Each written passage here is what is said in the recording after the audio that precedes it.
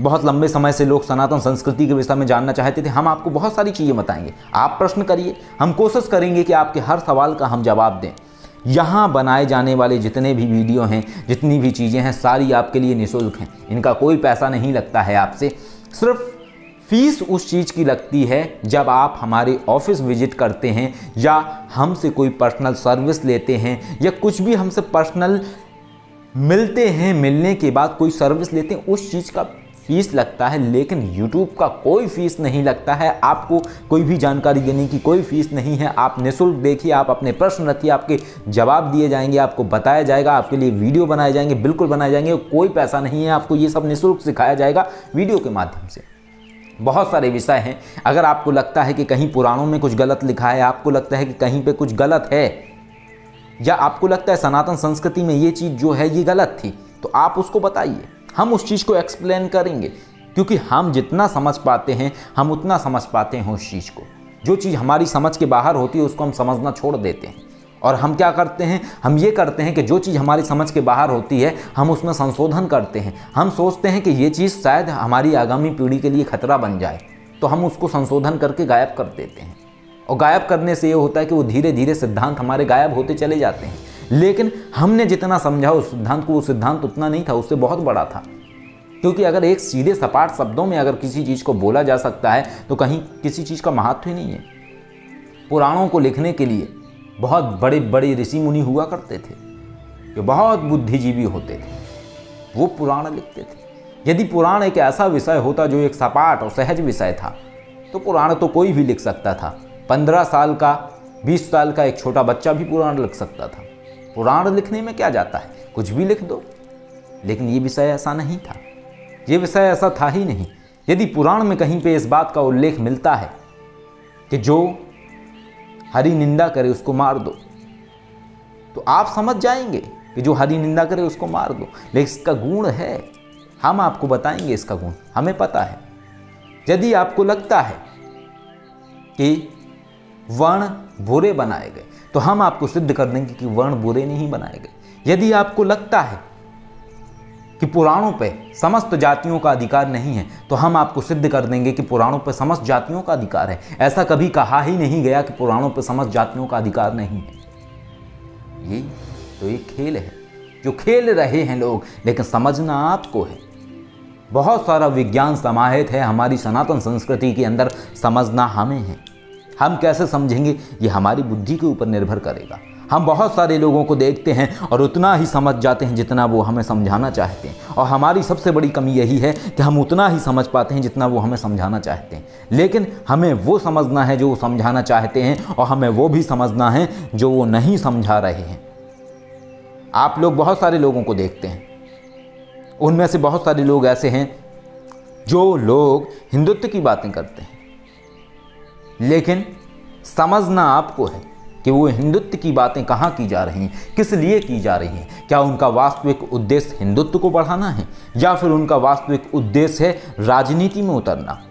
क्या उनका वास्तविक उद्देश्य है धर्म का प्रचार करना, या उनका वास्तविक उद्देश्य है राजनीति में उतर के अपनी पार्टी खड़ी कर देना, या राजनीति में उतर के अपने बहुत सारे फॉलोवर बना लेना? वो क्या चाहते हैं समझना आपको है। यदि नहीं समझेंगे तो खेल जाएगा कोई खेल। और यही कहते हैं षड्यंत्र गुरु कि समझो उनको जो नहीं दिखाई देते हैं। जो दिख रहा है उसे तो दुनिया समझ लेती है, लेकिन जब तुम वो समझने लगते हो जो नहीं दिखाई दे रहा है, तभी तुम बड़े बनने लगते हो।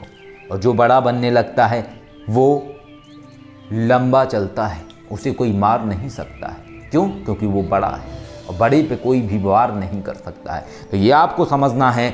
ये विषय बहुत लंबा हो गया। ऐसे बहुत सारे विषय हैं जो आपके दिमाग की धमनियों को हिला देंगे, जो आपके अंदर एक लहर रोमांच की चला देंगे। आप सोचेंगे कि ये तो आपने कभी सोचा ही नहीं, आप सोचेंगे ये तो आपने कभी जाना ही नहीं। आपके दिमाग की बत्तियां जल जाएंगी जब आप समझेंगे कि ये विषय क्या था, जब आप समझेंगे कि ये सिद्धांत क्या था, जब आप समझेंगे कि इसके पीछे खेल क्या था। खेल को हमें समझना है, विज्ञान को हमें समझना है, सिद्धांत को हमें समझना है। सारे इलाज हर चीज़ है, कहते हैं हर प्रश्न के अंदर ही उत्तर समाहित होता है, लेकिन यह हमारी नज़र है कि हम प्रश्न के अंदर समाहित उत्तर को देख पाते हैं या नहीं देख पाते हैं। हर समस्या में ही समाधान निहित होता है, लेकिन यह हमारी नज़र है कि हम समस्या में समाधान को देख पाते हैं या नहीं देख पाते हैं। किसी ने कहा है कि पानी समस्या नहीं है। पानी की वजह से इंसान नहीं डूब जाता है, पानी की वजह से इंसान नहीं डूबता है, बल्कि इंसान डूबता है जब वो तैरना नहीं जान पाता है। समस्याएं बड़ी नहीं होती हैं, समस्याएं बड़ी जब बन जाती हैं जब आपके पास समस्याओं का समाधान नहीं होता है। किसी दार्शनिक ने ऐसा कहा है। समझना आपको है, आप कितना समझते हैं। हम तो सिर्फ ये आपको समझाना चाहते थे कि सनातन संस्कृति बहुत उच्चतम है, इसका विज्ञान बहुत उच्चतम था, लेकिन जब हमारी समझ में ये विज्ञान नहीं आया तो इस विज्ञान को हमने कह दिया कपोल कल्पना है, कहावती बातें हैं, और फिर हम वो पकड़ गए जो हमें नहीं पकड़ना चाहिए था। हम श्रद्धा को पकड़े पकड़े न जाने कब अंधविश्वास में चले गए, हमें पता ही नहीं चला। हम विश्वास को पकड़े पकड़े कब अंधविश्वास में चले गए, हमें पता ही नहीं चला। हमने एक विज्ञान को छोड़ के अंधविश्वास को पकड़ लिया, हमने एक सिद्धांत को छोड़ के भ्रम को पकड़ लिया। और यही हम समझाना चाहते हैं कि हमें भ्रम को नहीं पकड़ना है, हमें विज्ञान को पकड़ना है। हमें उस सिद्धांत को पकड़ना है जिस सिद्धांत के आधार पर मंत्रों का निर्माण किया गया था, ध्वनि का निर्माण किया गया था। ध्वनि की तरंगें आप समझते हैं ना, वाइब्रेशन आप समझते हैं ना, आपको ये समझना है। और यही आधार था मंत्रों का। मंत्र एक शब्द थे। अगर आपको हम कहें कि वास्तविकता में तो उसका वो नाम है ही नहीं।